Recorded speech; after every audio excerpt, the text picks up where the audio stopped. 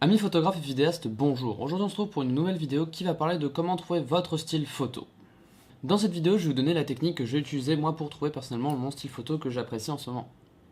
Certes, mon style photo n'est pas encore frais et n'est pas encore terminé, mais personne ne l'aura jamais terminé puisqu'on continue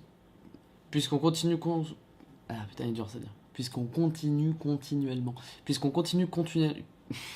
Ah Puisqu'on continue. C'est trop con. Puisqu'on continue continuellement à changer de préférence. Avant, j'étais pas mal dans le style, par exemple, désaturé. Maintenant, je suis pas mal dans le coloré, avec du fade et tout ça. Donc aujourd'hui, je vais vous donner mes techniques pour utiliser une technique. Non.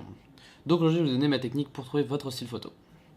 Alors perso, j'ai pas eu beaucoup besoin de cette technique puisque j'ai beaucoup shooté. Par exemple, j'ai vraiment trouvé mon style cet été et j'ai eu vraiment pas mal de shooting cet été, que ce soit en photo comme en vidéo.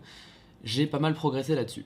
Mais ce qui a fait que on se retrouve à faire les photos qui nous plaisent avec le style qu'on aime et qu'on peut les poster sur notre portfolio et que ça aide la gueule et que ce soit consistant, euh, c'est que il y a ce qu'on appelle les color ghosts. Alors ne vous prenez pas trop la tête avec ça. Qu'est-ce que c'est qu'un color ghost? Je vous l'explique vite fait. C'est un regroupement de couleurs qui, par exemple sur un compte Instagram, c'est un regroupement de couleurs qui se retrouve un peu dans tous vos posts. Moi, j'ai pas choisi de prendre un color ghost parce que faisant du portrait, je ne peux pas me permettre de faire un color ghost parce que personne n'a la même teinte de peau, personne n'a par exemple les mêmes yeux, les mêmes couleurs de cheveux. Je peux pas me permettre d'utiliser un color ghost. Je sais qu'il y en a qui le font, mais moi personnellement, ce que j'ai plutôt décidé d'utiliser, c'est des effets, ce que j'ai appelé les effets permanents.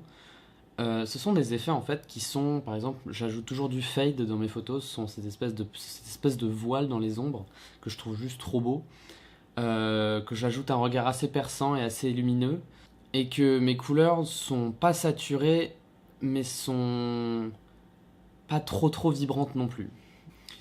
Donc déjà, pour trouver votre style photo, moi ma technique ça a été de télécharger des presets gratuits. Alors je m'explique, qu'est-ce que c'est que les presets gratuits? Là par exemple, je m'adresse principalement aux utilisateurs de Lightroom, qui sont plus sensibles d'utiliser des presets parce qu'il y en a des tonnes que sur DxO par exemple. DxO, je sais qu'il y avait des presets de mémoire, mais j'ai jamais réellement compris comment les installer et comment les faire. Si jamais je trouve, je vous enverrai un lien pour le mettre dedans. Donc vous allez télécharger, vous allez taper preset Lightroom si vous faites du portrait, ou si vous faites du paysage, et vous allez télécharger un paquet de trucs, vous allez faire vos shootings, tout ça, et vous allez passer sous différentes choses. Puis, vous allez vous forcer, même si la photo vous plaît avec le truc, faites-en une copie si jamais vous voulez absolument garder ce preset sur cette photo-là, mais faites-en une copie et essayez de créer du coup, à la base de ce preset-là, votre preset. C'est ce que j'ai fait et c'est ce que je compte faire bientôt en vous passant un preset pack qui sera normalement là, je pense, pour Noël. Normalement, si j'ai pas mal bûché dessus. Ça vous permettra en fait de prenez mon pack, vous le téléchargez. Vous y mettez, allez, peut-être 2-3 minutes à retoucher une photo et cette photo sera plus mon style photo appliqué à votre photo, mais votre vision de la photo, votre preset du coup comme il a été modifié, et un tout petit peu de moi. Ce qui va vous permettre du coup au fur et à mesure que vous allez utiliser cette technique, augmenter petit à petit à devenir quasiment autonome sur vos retouches photos. Alors un truc s'il vous plaît, ne restez pas à utiliser les packs Lightroom de Sam Colder et tout ça.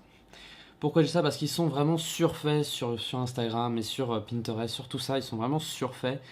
Et le problème c'est que on a du mal à se démarquer. C'est souvent, par exemple, moi qui regarde pas mal de portraits, je regarde par exemple la page Bravo Great Photo, qui est une page de portraits, et souvent c'est des filles où on voit leur partie. Personnellement, moi, c'est pas l'intérêt que j'ai de la photo. Donc, s'il vous plaît, essayez de vous démarquer en utilisant le preset des autres. C'est vrai que ça peut paraître bizarre à dire, mais ne soyez pas juste l'utilisateur con qui veut prendre un preset pour l'appliquer et dire c'est bon, c'est fait. Personnellement, moi, ce que je fais, c'est que vraiment, je prends mon preset avec la photo que je veux utiliser. J'utilise le preset, je le modifie vraiment, histoire de vraiment donner le virage que je veux. Et même si j'y passe 1 heure sur la photo, personnellement je m'en fous parce que ça va me faire gagner un max de temps après. Je saurai ce qui me plaît, ce qui ne me plaît pas en termes de photos, et quand je le propose à mes clients, ils savent directement ce que je propose. Donc voilà, c'est une vidéo super courte pour vous dire que utilisez des presets Lightroom, modifiez-les, et après vous avez le résultat que vous voulez en fait. Et ça va vraiment beaucoup vous améliorer dans votre démarche de post-production pour la retouche photo. Sur ce, moi je vous dis faites de bonnes photos et vidéos, au revoir.